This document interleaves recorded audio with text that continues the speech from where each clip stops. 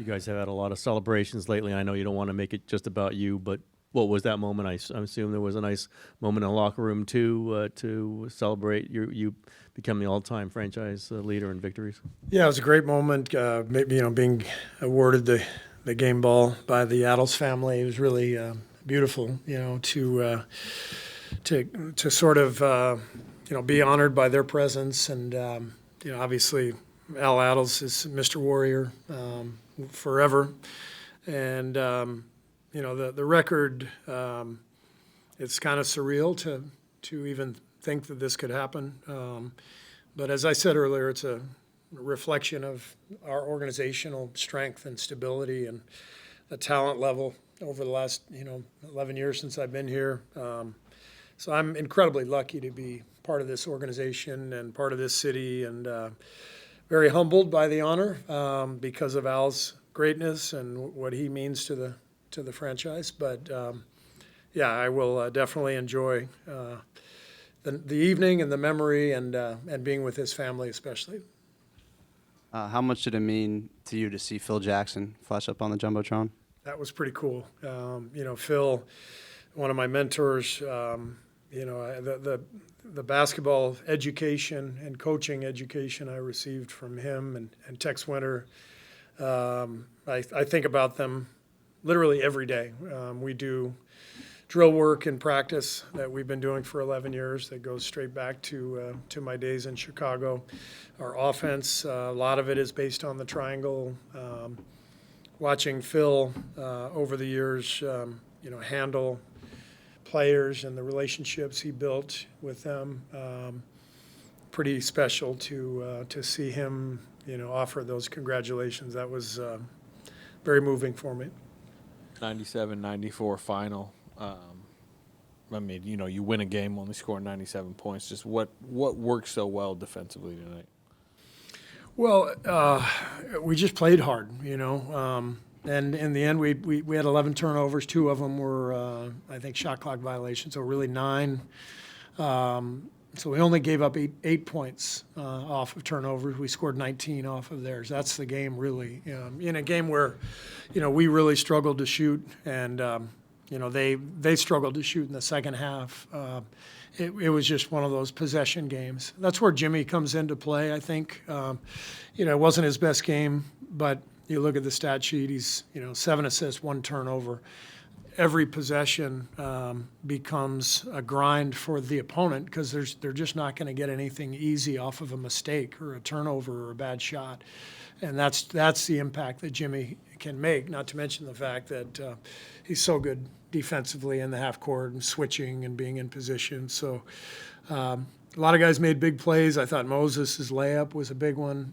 Draymond knocking down the 2 free throws and then the layup after that. Just really impressive watching our guys close out a total rock fight by just being solid. Steve, I got 2 questions for you. One, who's your favorite assistant coach of all time? Favorite assistant coach of all time. Yeah, that's like asking who your favorite children, kid absolutely. is, and I have an answer, by the way. You have an answer? I know my favorite kid, absolutely. Okay, so do I, but I'm not telling you. Where? Who's your favorite assistant coach of mine? My favorite assistant coach? No, I have a favorite child, but I only have one, so it's easy. Okay, that's fair. My favorite assistant coach is going to be Draymond Green. How about that? He's the head coach. So. Where does this team rank athletically? Just explosion, physicality. It feels like you have a lot of that length, physicality, explosion. Is this probably the most athletic you've been?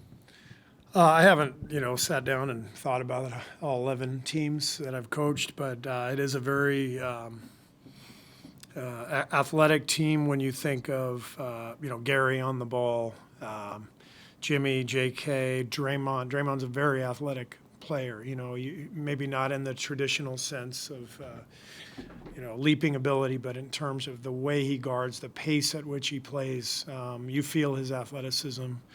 So we got a great roster, we really do, and I give Mike Dunleavy a lot of credit for putting this thing together over the last year, painstakingly, one step at a time. But think about him drafting BP and Quentin, in these last 2 drafts, the impact those guys are making, the trade for Jimmy, just the development of our young guys, seeing Moses, JK come along is very gratifying. And this stuff doesn't happen overnight, but that's why I mentioned the organizational stability and strength. I just think that I think over time, this group, who I work for and have worked for in the past, they've continually made great decisions to build really good rosters.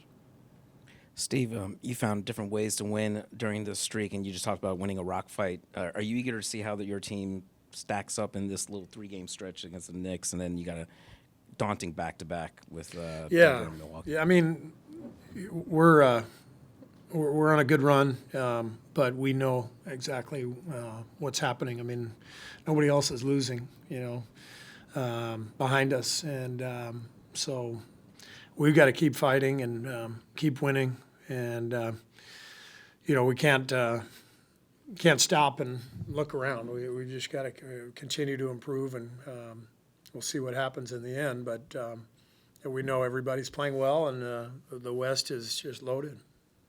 How integral has Moses been just in this run with him solidifying himself in this role?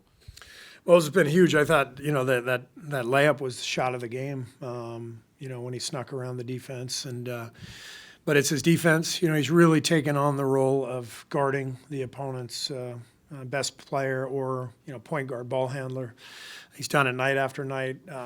He's embraced it. I think one of the reasons we felt so strongly about, locking up Moses this past fall was just the character piece, how hard he plays, what a great human being he is, and then you look at the length and the shooting ability. I mean, he's clearly a guy who can have a long career in this league. But I admire him so much because of his fortitude, his resilience over the years. It's not easy being a young player coming to a great team and trying to find your way. And he's a metronome. He's like a young loon. He just puts in the work every day.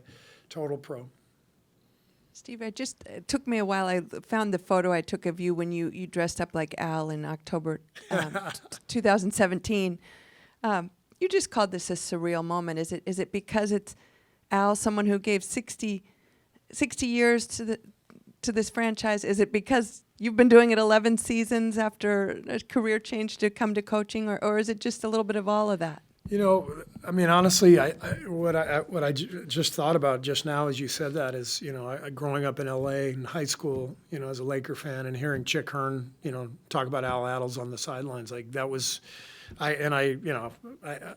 watching him on TV, watching their championship, in '75. I mean, he was an iconic NBA figure, and so I didn't even think I could ever coach in the NBA, and so when you sort of put it all together and then end up here and then passing this icon, it makes no sense. So I'm very, very blessed to live the life that I do and to have been on this path with so many wonderful people. You admire his style too, the style that he brought. I mean, He looked way better in the leisure suit than I did, that's for sure, yeah. What has been the most surprising positive Jimmy has brought as a team defender? Most surprising? Yeah. I'm not sure anything has really surprised me about Jimmy. I mean, he's 35. He's been a great player in this league. He's, there's a reason, Miami made 2 finals with him, with really as underdogs. It was, Jimmy leading the way and a great organization, great coaches and leadership. And,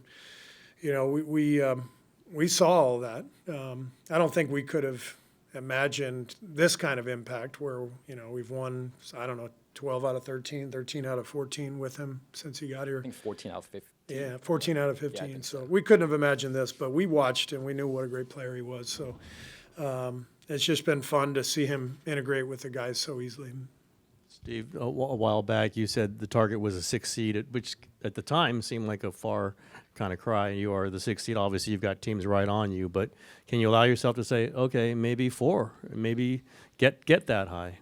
No question. I mean, we have to set our sights high. Division is still in play potentially. You know, Lakers are 3 games ahead of us. We play them again. It's going to be tough, but if we keep plugging away, keep winning, you just don't know, how these things shake out. And we don't really talk about what seed we're looking at as a team. We're just focused on winning, and our guys are well aware that if we keep going, we can keep climbing. Steve, you talked about Al and Phil that have like impact on your coaching career. Was there like a moment that you realized that I can coach an NBA team like this? When did I realize that I could do this? Yes. And,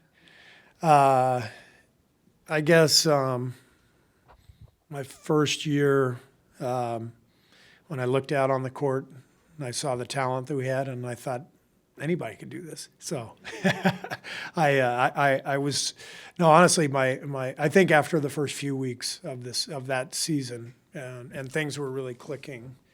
I realized I could, I could connect with these guys and hopefully, give them, some help when they needed help. But as I said, it's been a great collaboration over the years. So, thank you.